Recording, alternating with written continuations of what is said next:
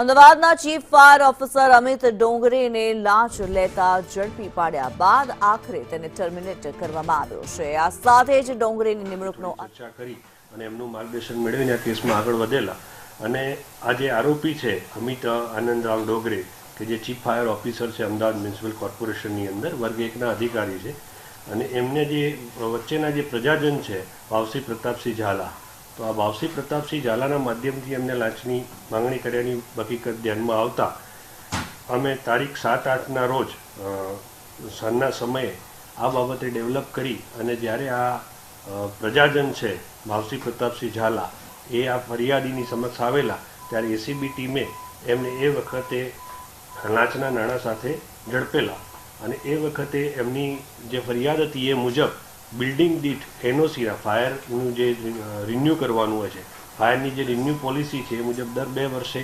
બિલ્ડિંગને fire renewal કરવાનું હોય છે।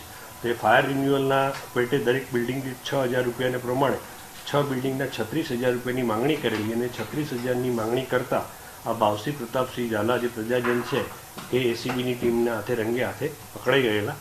ત્યારબાદ એમને પકડાતા જે આ અમિત કુમાર આનંદરાવ ડોંગરે છે જે અત્યારે chief of fire officer Ahmedabad છે એમની સાથે એ વાતનું સમર્થન માટે કરતા એમને હેતુલક્ષી વાત કરતા એ પણ એમનું સંડોવણી ધ્યાને આવતા આ બંને આરોપીઓને એસીબી વડોદરાની ટીમ દ્વારા એક દિવસે અટક કરવામાં આવેલા છે અને આજની તારીખમાં એક દિવસે અટક કરી અને આગળની કાયદેસરની કાર્યવાહી શરૂ કરવામાં આવે છે। સાહેબ, તેના ઘરે સર્ચ કરવાથી કંઈ મળી આવ્યું હોય, બેંક લોકર અથવા તો અન્ય કોઈ મિલકતની તપાસ થઈ હોય એવું કંઈ જાણવાનું?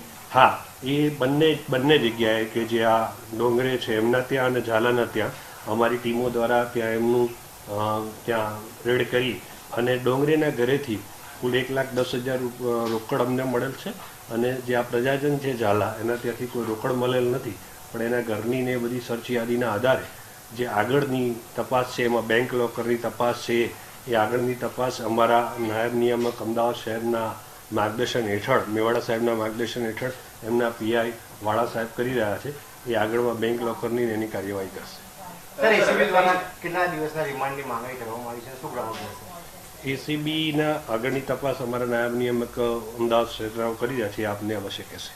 સર, હવે કઈ રીતની કાર્યવાહી કરવામાં આવશે? કારણ કે અત્યાર સુધીમાં પોતે જે પોતાનો કાર્યકાળ લગભગ 1-1.5 વર્ષથી વધારે રહેલો છે અમદાવાદ શહેરની અંદર।